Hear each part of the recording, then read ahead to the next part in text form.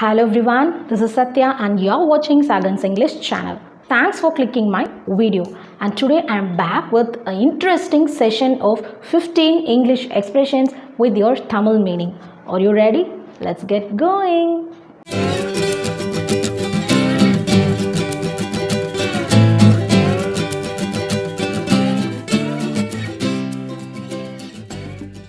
Welcome back. In this session, you can improve your English knowledge by being at home. So, வீட்டில் இருந்து ஈஸியாக இன்ட்ரெஸ்டிங்கான 15 simple expressions இன்னைக்கு நீங்கள் லேர்ன் பண்ணிக்கலாம். Expression number 1 is தேங்காயை உரி. How to say in English? Husk the coconut. Husk the coconut.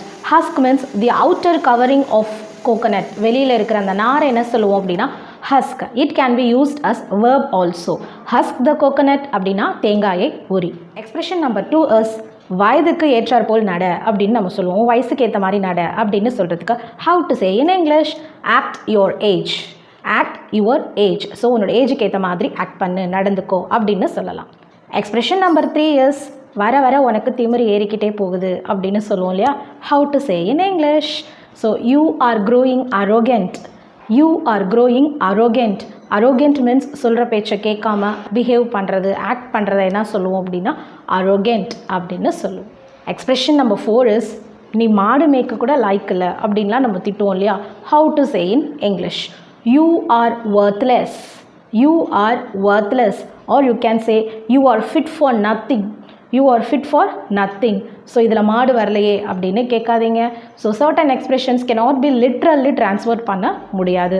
But we can say the closest expression. அதுக்கு நியராக என்ன சொல்ல முடியுமோ that we can say. So அந்த சென்டென்ஸோட மறைமுக மீனிங் என்ன அப்படின்னா you are good for or fit for nothing. எதுக்குமே like இல்லை. that's the meaning of that Tamil expression. Expression number 5 is தேர்வு நெருங்கிக்கிட்டே இருக்குது அப்படின்னு எப்படி இங்கிலீஷில் சொல்லலாம் அப்படின்னா exams are drawing near or exam is drawing near அப்படின்னு சொல்லலாம். எக்ஸ்பிரஷன் நம்பர் 6 இஸ் என்னோட கோவம் இன்னும் தனியவே இல்லை அப்படின்னு how to say in English?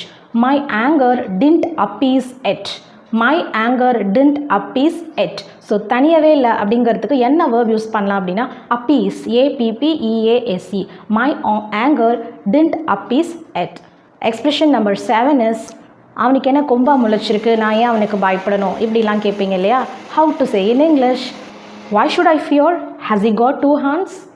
Why should I fear? Has he got 2 hands? எதுக்கு நான் பயப்படணும், அவனுக்கு என்ன 2 கொம்பா முளைச்சிருக்கு? That's a meaning. Next expression number 8 is ரொம்ப அலட்டிக்காத, ரொம்ப பண்ணாத அப்படிலாம் சொல்லுவோம் இல்லையா? How to say? Don't be flashy.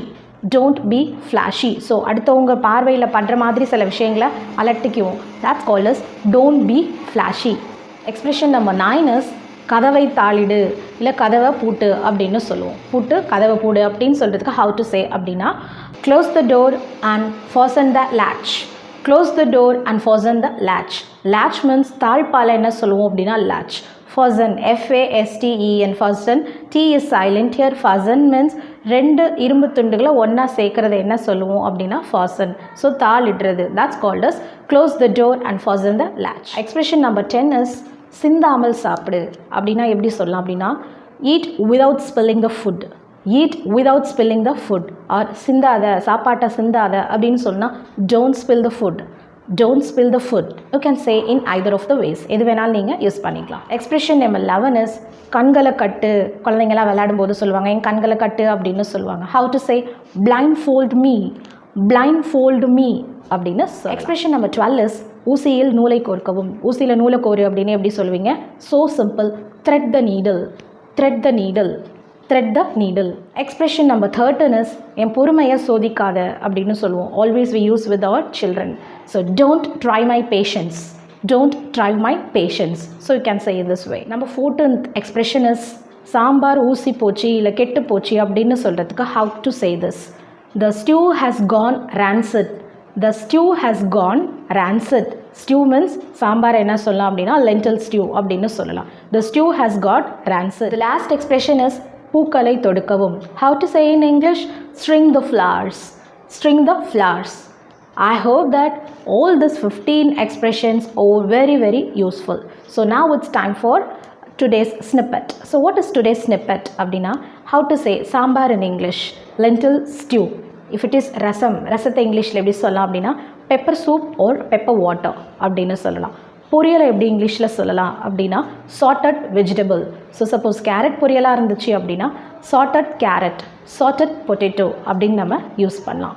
So இட்லியாக இருந்தால் we can say as rice cake அப்படின்னு சொல்லலாம். Okay, I hope that you have enjoyed this video very much. If you are visiting my channel for the first time, then don't forget to press the bell icon next to the subscribe button. I'll meet you with another interesting lesson. Until then, bye-bye.